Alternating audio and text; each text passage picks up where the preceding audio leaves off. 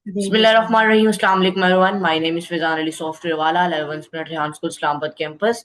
So welcome to another inspiring episode. Today we are honored to welcome an inspiring guest, Kimberly Wiefling, an entrepreneur, author, engineer, consultant, and global leadership expert who describes herself as AI-augmented human and citizen of planet Earth working toward a better world for everyone.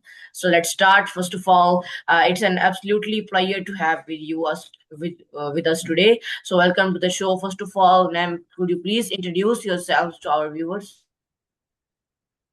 Thank you. Yeah, I'm Kimberly Wiefling. As you mentioned, I live in Silicon Valley, which is in the San Francisco Bay Area, California, and that is the home of Apple and Facebook and Google and all kinds of wonderful, amazing technology companies. It's really fun.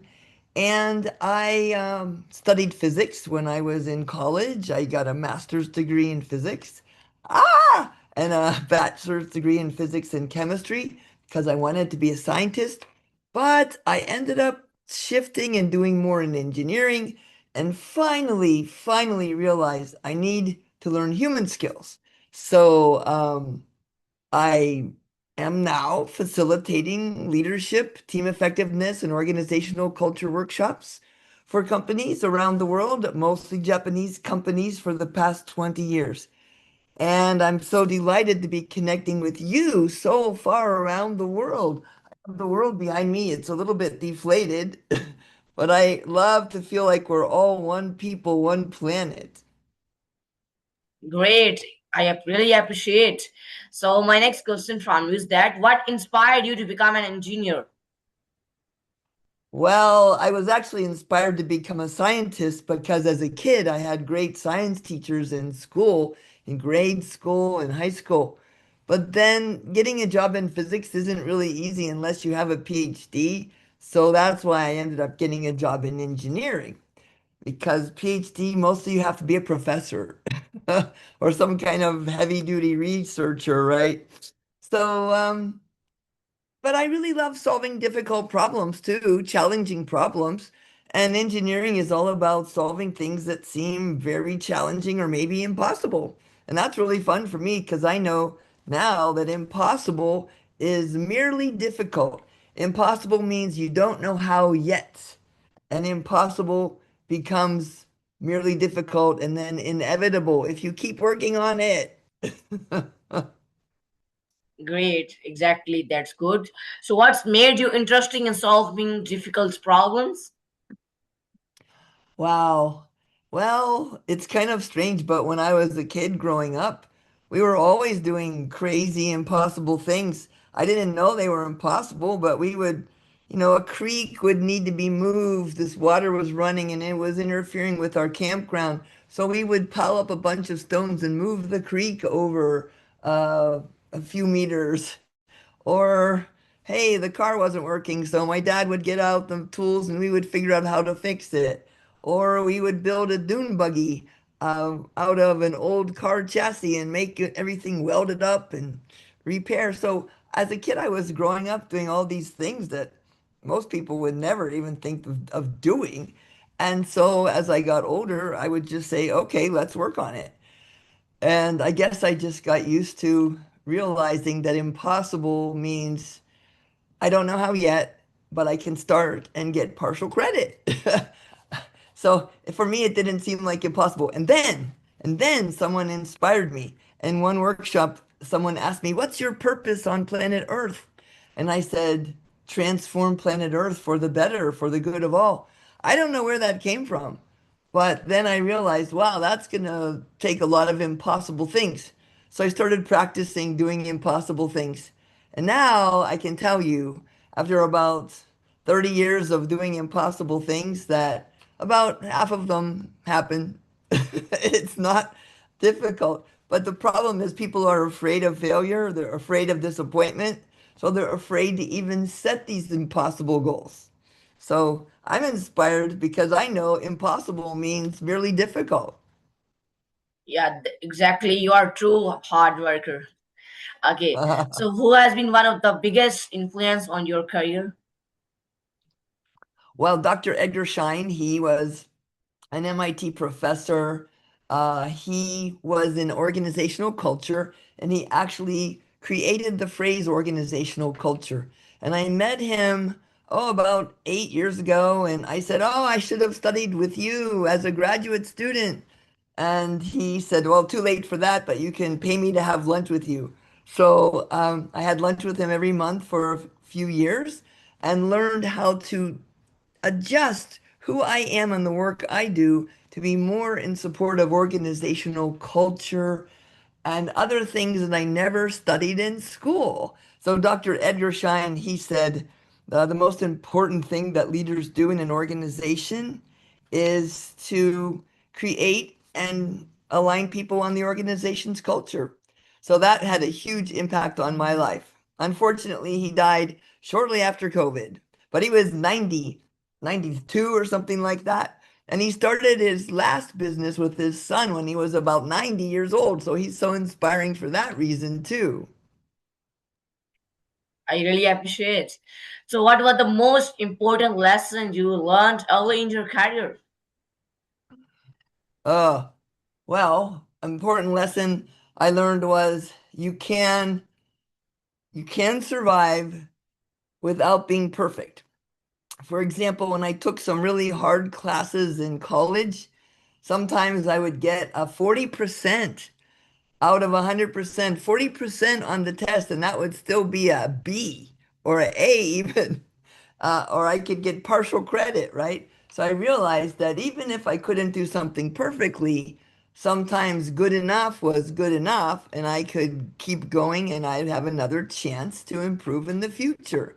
So taking that into my brain, it's like, all right, it's okay to make mistakes, to learn from them, and to fail forward, and don't just give up. Never give up in your life. Right. Okay. So, how would you describe yourself in 3 words? Unstoppable force of nature.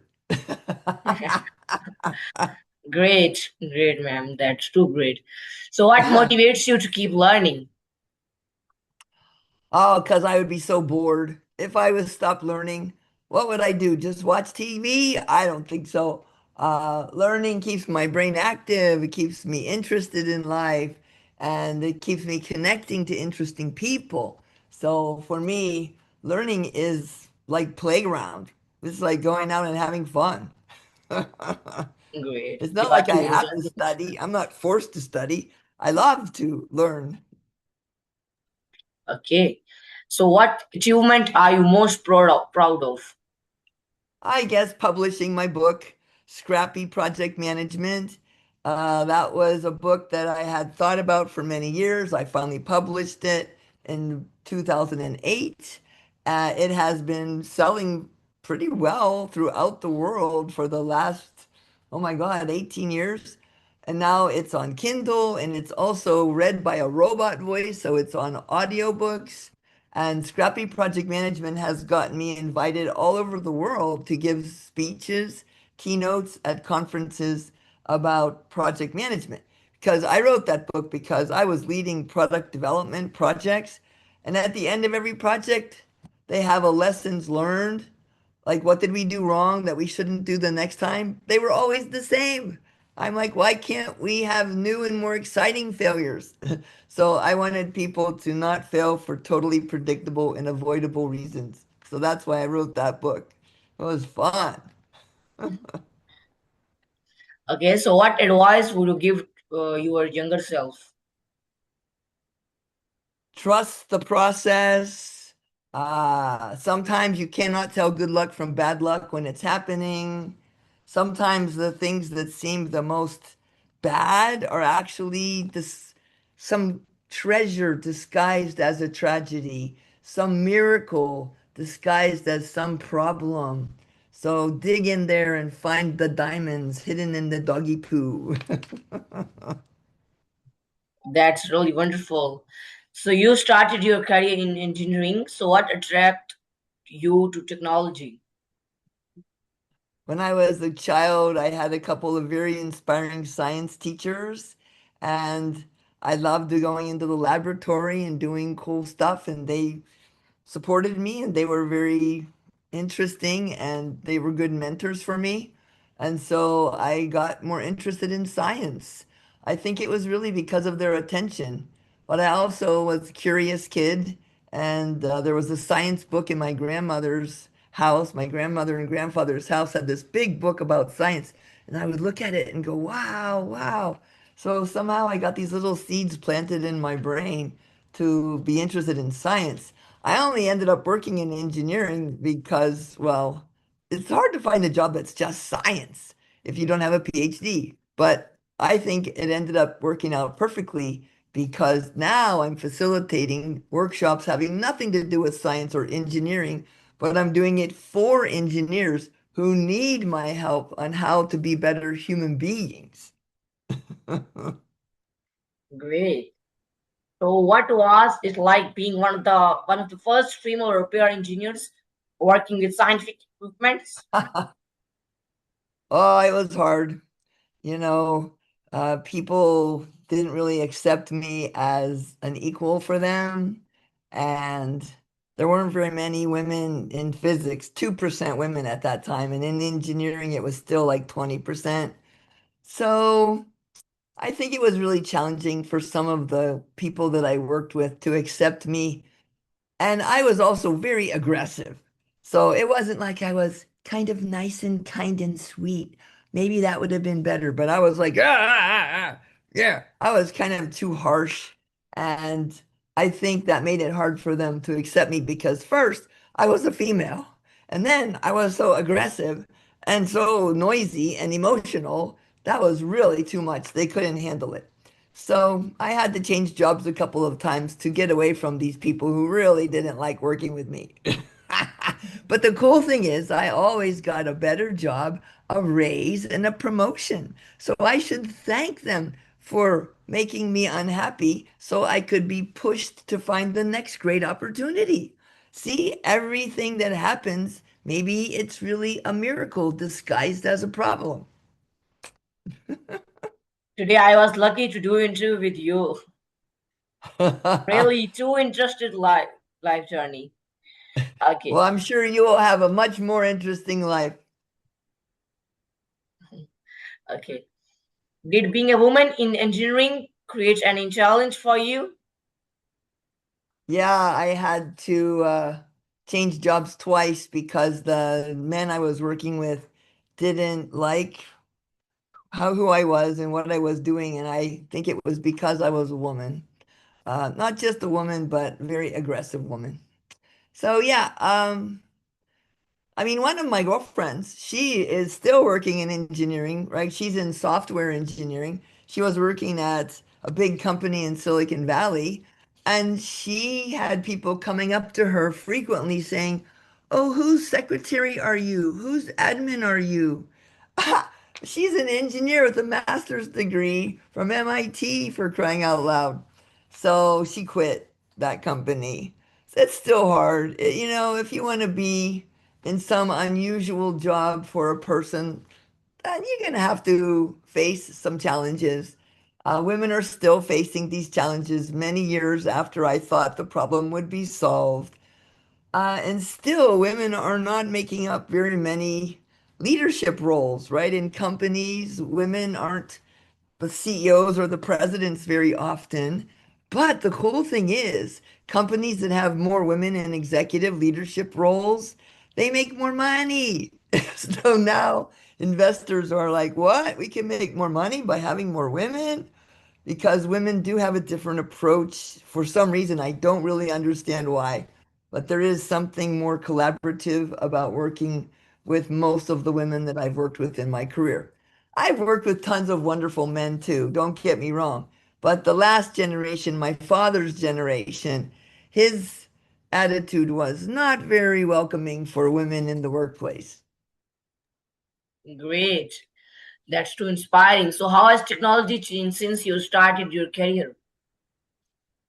Well, all kinds of cool advances in the electronics industry, from vacuum tubes to little tiny microchips. And now, of course, in the last few years, AI has totally changed everything. In fact, even when I do leadership and team effectiveness workshops, we're using AI to help us, like a coach in your pocket.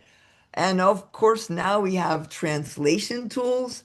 It used to be a problem understanding each other's language. Now we can just use the translation tool to talk with people from different countries, different cultures.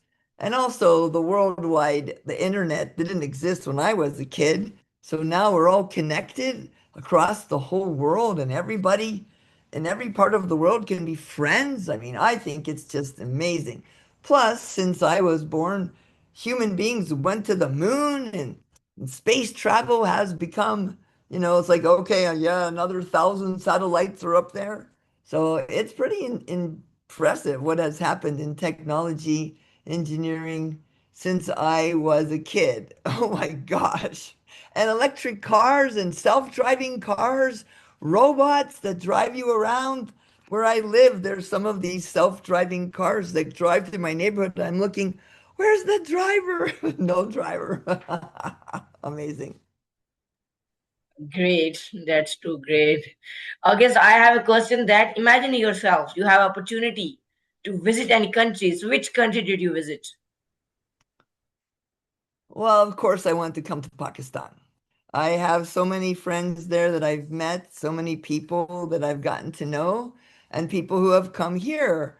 Like the founder of Rihan School came here and he came to my house and we had a party for him here. So I would love to visit Pakistan. I would love to go to Palau. That's an island nation in Asia that's a matriarchy. So I'm curious to go there. I am going this month to the Galapagos, which I've always wanted to go to because of Charles Darwin's work and all the animals there. So I'll be scuba diving and seeing those animals myself. And I haven't spent that much time in South America. So I think South America and also Asia around the Pakistan region would be very interesting. Then finally, Africa. Oh my gosh, the animals of Africa. As a kid, I always loved watching animals. I still do. I would love to go and see all the animals of Africa, the elephants, the giraffes, the lions. I want to see the monkeys running around and swinging through the trees. Great. So you meet with Rihan Wala, sir. I did. He was here. He was traveling in the Silicon Valley, so he came to my house for a little dinner party. I also saw him at another event. So yeah, he's quite famous. Mhm. Okay. So what technology are you most excited about today? I'm excited about AI because of what it makes possible, not just in the technology field, but what it makes possible in fields like healthcare and medicine. I'm also excited about robotics because of what that makes possible for helping people, for example, surgical robots. So if we can create AI and robots and all kinds of healthcare systems that don't need humans to operate it, anyone in the world possibly could get wonderful medical care and live a more healthy life. I just really want everyone on planet Earth to live a happy, healthy, safe life. And I think we do have the technology now to make that possible. The other thing we need to do is to design the climate of planet Earth so that it's sustainable for human life. So I'm excited about projects to do carbon removal from the atmosphere and adjusting the sunlight that gets to the earth and adjusting Earth's temperature so people can all live on this planet because we have made it a little difficult to live on planet Earth with some of the things we human beings have done. So, yeah, anything to help human beings live a happy, healthy, safe life and sharing this planet together, that's what I would like to see technology used for. Great. So what advice would you give young people who are interested in engineering? I think the thing I would say is engineering is a team sport, just like football, soccer. You wouldn't play with just one person. You need 11 people on the team. As an engineer, you still need to learn how to be on a team, how to communicate, how to build relationships, build trust with your team members, how to have a clear shared goal, and how to support each other and as a team achieving that goal. When I was studying science, I really didn't learn anything about human skills or teams or leadership.